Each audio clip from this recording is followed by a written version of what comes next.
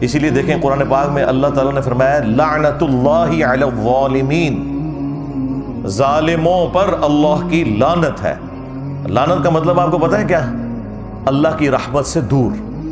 جب آپ کسی کے اوپر لعنت بھیجتے ہیں تو اس کا مطلب یہ ہے کہ وہ شخص اللہ کی رحمت سے دور ہے۔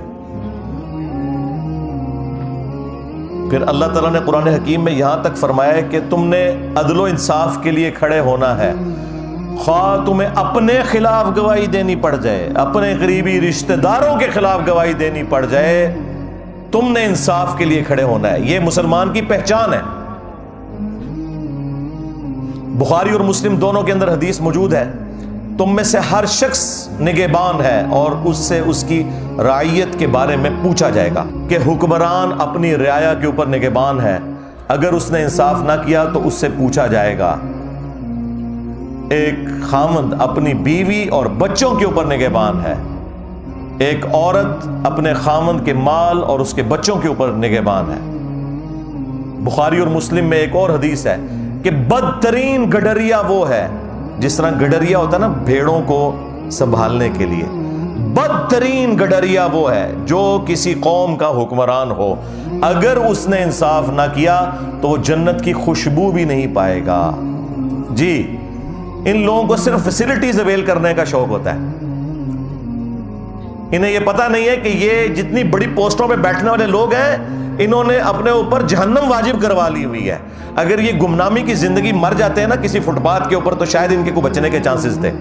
جو لیڈرشپ کے اوپر بیٹھا ہوا ہے اور اگر وہ انصاف نہیں کر رہا اور اس کے نیچے لوگوں کے اوپر ظلم ہو رہا ہے تو اس نے اپنے اوپر جہنم پکی کروا لی ہے۔ ہاں، اگر انصاف کرتا ہے تو وہ بخاری مسلم میں حدیث ہے کہ 7 لوگوں کو اللہ کے عرش کا سایہ نصیب ہوگا قیامت کے دن، جب کوئی اور سایہ نہیں ہوگا۔ ان میں سے پہلے نمبر پہ وہ شخص ہے جو عادل حکمران ہے۔ وہ پھر فضیلت اپنی جگہ ہے، لیکن یہ فضائل تبھی حاصل ہوں گے جب اپنے معاملات کو آپ صحیح طریقے سے لے کے چلیں گے۔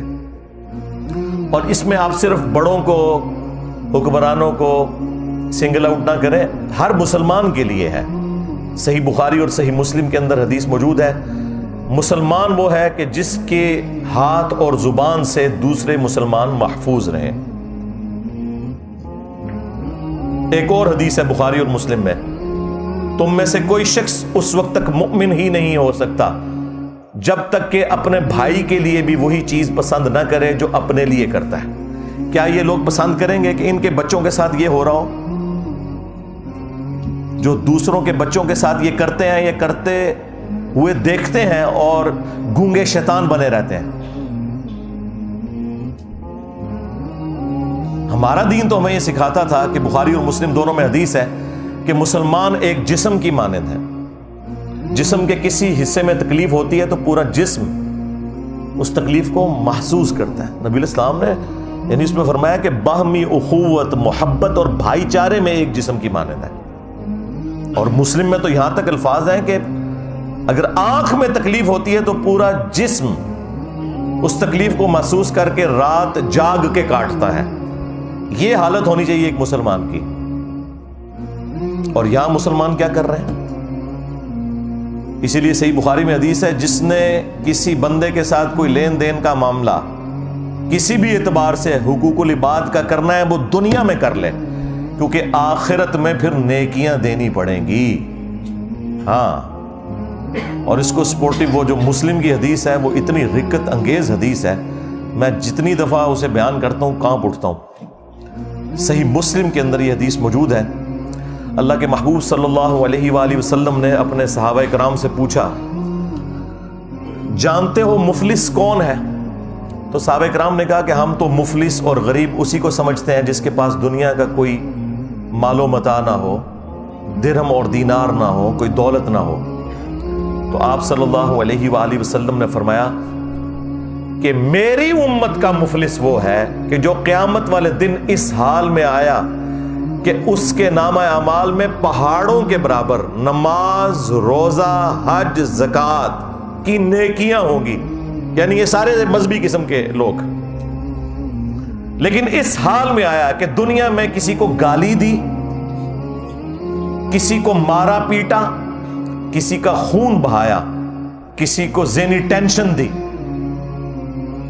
وہ سارے کے سارے حقوق و لباد کے معاملات نبی علیہ السلام نے گنوائے. فرمایا یہ سب کے سب لوگ پھر قیامت والے دن اللہ کے حضور انصاف کے لیے جب حاضر ہوں گے تو اللہ تعالیٰ ان سے کہے گا کہ آج تو اس کے پاس کچھ نہیں ہے، اس کی نیکیوں میں سے لے کے جاؤ. جس قدر اس نے دنیا میں تکلیف دی تھی نا، اس اعتبار سے اس کی نیکیاں لو. حتیٰ کہ اللہ کے محبوب صلی اللہ علیہ وآلہ وسلم فرماتے ہیں کہ اس کا نام اعمال خالی ہو جائے گا. ہاں جی، نماز، روزہ، حج، زکوٰۃ، جس کے اوپر یہ لوگ اتراتے ہیں، حرام خوریاں کرتے ہیں، ملاوٹ والا مال بیچتے ہیں، اور رمضان شریف میں خانہ کعبہ شریف کے صحن میں مسجد نبوی کے اندر اعتکاف کی پہلے بکنگ کروائی ہوئی ہوتی ہے. لعنت ہے تمہارے روزوں اور نمازوں کے اوپر اگر تم حرام خوریاں کر رہے ہو تو، دھوکہ دے رہے ہو. پھر نبی علیہ السلام فرماتے ہیں کہ اس کی نیکیاں خالی ہو جائیں گی. ابھی بھی کچھ لوگ باقی ہوں گے جنہوں نے بدلہ لینا ہوگا. تو اللہ تعالیٰ فرمائے گا اب تو یہ ختم ہو گیا، اب اس طرح کرو کہ تمہارے گناہ اس کے نامہ اعمال میں ڈالے جائیں گے. سرکار یہ صحیح مسلم شریف ہے، مولانا شریف نہیں ہے. اور پھر اسے اوندھا منہ کر کے جہنم میں پھینک دیا جائے گا. وَلِعَوْذُ بِاللَّهِ تَعَالَى اللہم اجرنا من النار، آمین. تو یہ اسلام کی تعلیمات صرف ہماری کتابوں میں لکھی رہ گئیں، پریکٹیکلی نہ ہمیں بتانے والوں نے عمل کیا اور نہ وہ پبلک جو عشق رسول کے نعرے لگانے والی تھی اس نے عمل کیا. ہاں، آپ نے پریکٹیکلی انسانیت کی قدر دیکھنی ہے تو ان ملکوں میں دیکھیں جنہیں آپ کافر ملک کہتے ہیں، وہاں تو جانوروں کی بھی قدر ہے. جنت پھر بھی تسی جانا ہے، پتہ لگ جائے گا کتنے جاندے ہو تسی.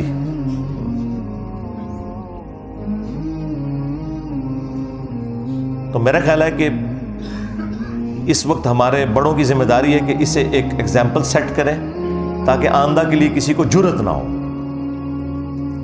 عوام کے لیے بھی کوئی سینسٹیو ہو نا.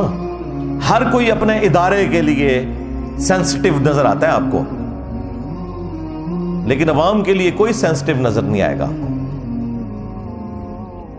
اور سزا تو پھر آپ کو پتہ ہے سورۃ المائدہ میں اس طرح کے جو جرم کرنے والوں کے لیے کیا آئی ہے.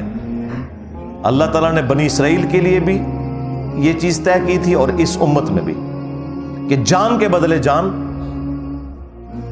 آنکھ کے بدلے آنکھ، ناک کے بدلے ناک، کان کے بدلے کان، دانت کے بدلے دانت، یعنی یہ ہر ایک چیز کے بدلے اس کی وہ چیز توڑی جائے گی.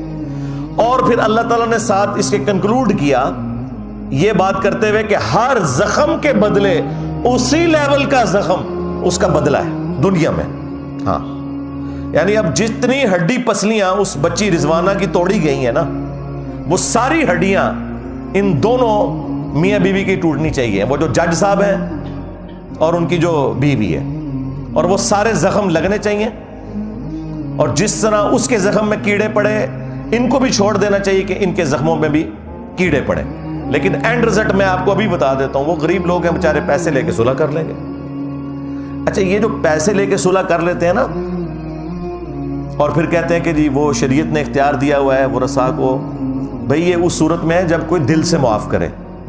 آپ کے کیسز میں وہ جو شاہ زیب قتل کیس ہوا تھا، پیسے تو انہوں نے بھی لے لیے تھے کیونکہ انہوں نے کہا کہ جو بچ گئے وہ تو بچے نا. اس طرح کے جو معاملات ہوتے ہیں نا، اس میں پھر اسٹیٹ کا کام ہے کہ وہ سامنے آئے اور ڈیٹرس کرے تاکہ آئندہ کسی کو جرأت نہ ہو، انشور کرے کہ سزا ملے گی. ٹھیک ہے، پیسے بھی دلوائیں، ان کا علاج ہے، پہلے پیسے دلوائیں، اس کے بعد انہیں کہیں کہ یہ تو آپ کا معاملہ طے ہو گیا اس بچی اور اس کے ماں باپ کے ساتھ. ہاں، اسٹیٹ کے ساتھ ابھی آپ کا معاملہ باقی ہے. جو آپ نے یہ وائلنس کی ہے اور اس کی وجہ سے پورے ملک کے اندر ایک جو دہشت کی فضا بن گئی ہے، اب آپ کے اوپر بھی ڈیٹرس قانون کی ہونی چاہیے. تو اب آپ آئیں نہ ذرا قانون کا سامنا کریں اور ان تمام سزاؤں سے آپ کو گزارا جائے. لیکن ہمارے بڑوں کی توجہ اس طرف بالکل ہوتی نہیں ہے. جب تک یہ اپوزیشن میں بیٹھے ہوتے ہیں اس وقت تک آپ کو اتنے لمبے لمبے درس دیں گے، بھاشن دیں گے. جیسے حکومت میں آتے ہیں پھر اپنی سیٹ بچانے کے چکر میں ہر چیز کو اوور لک کرتے چلے جاتے ہیں. پھر جب سیٹ سے نکالے جاتے ہیں پھر اپوزیشن میں آتے ہیں، پھر انسانی حقوق کی، ڈیموکریسی کی، بیسک ہیومن رائٹس کی، سوشل ویلیوز کی باتیں کرنا شروع کر دیتے ہیں. بس تقریریں کرنے کے لیے یہ لوگ جو ہیں وہ شیر ہیں، اور وہ بھی اس صورت میں جب یہ نکالے جاتے ہیں، جب سیٹ پہ بیٹھے ہوتے ہیں تو سانپ سونگا ہوتا ہے انہیں کہ بھئی یہ جو معاملات ہیں یہ اب آپ نے نہیں دیکھنے کہ آپ کے ساتھ اب آخرت میں کیا ہونے والا ہے، آپ کسی کو جواب دہ نہیں ہو. اور اس میں میرا خیال ہے عوام الناس بھی مجرم ہے. ہمیں بھی چاہیے کہ جس طرح ہم بعض معاملات کو سوشل میڈیا کے اوپر ایک ہائپ کریٹ کرتے ہیں اپنے سیاست دانوں کی محبت کے اندر اور انہیں مسیحا ڈکلیئر کرتے ہوئے، وہ کام کرنے کا نہیں ہے. اصل کام کرنے کا یہ ہے کہ ایک عام آدمی کی آواز بنے. صحافیوں کا کام ہے کہ ایک عام آدمی کی آواز بنے، بجائے یہ کہ وہ پولیٹیکل پارٹیز کا ساتھ دیں. تو اس طرح کے معاملات کے اندر پھر آپ ذرا نظر رکھا کریں کون سے لوگ ہیں کہ جو واقعی اپ رائٹ لوگ ہیں اور اس طرح کے معاملات کو وہ اٹھاتے رہتے ہیں جب تک کہ کنکلوژن کی طرف نہ پہنچے. میں یعنی آپ کو دعوے سے کہتا ہوں اگر شاہ زیب خانزادہ نے شاہ زیب قتل کیس کو نہ اٹھایا ہوتا تو جتنی وہ تگڑی پارٹی تھی نا وہ کبھی بھی اسے سزا نہیں ہونی تھی.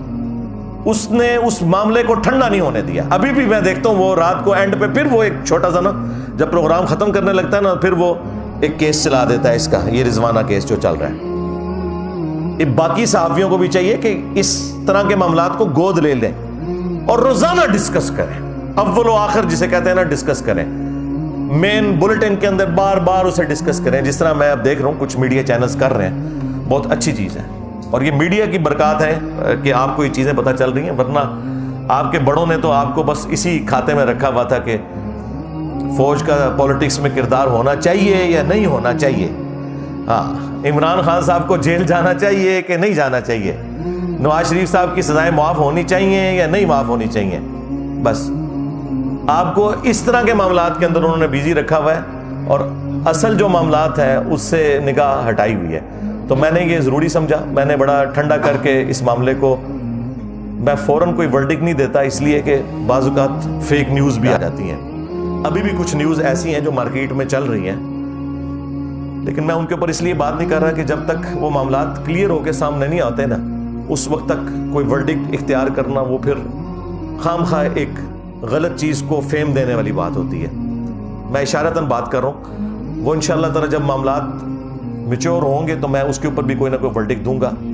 بہرحال اس معاملے کے اوپر تو اب گورنمنٹ کا کام ہے کہ یہ سزا والا معاملہ کرے، اور دوسری طرف ان کے جب اپنے گھروں کے مسئلے آتے ہیں تو آپ دیکھیں گے فوراً ججوں کو بھی فارغ کر دیتے ہیں، پولیس آفیسرز بھی سسپینڈ ہو جاتے ہیں، کورٹ مارشل بھی ہو جاتے ہیں.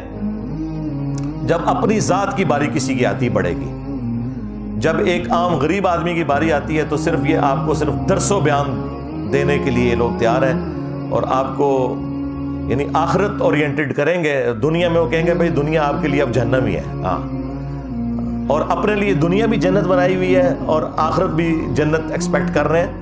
یہ تو جب مریں گے تو لگ پتہ جائے گا. وَلِعَوْذُ بِاللَّهِ تَعَالَى صلوا علی محمد وآل محمد اللہم صلی علی محمد وعلی آل محمد واصحاب محمد وازواج محمد وامت محمد اجمعین الی یوم الدین. آمین.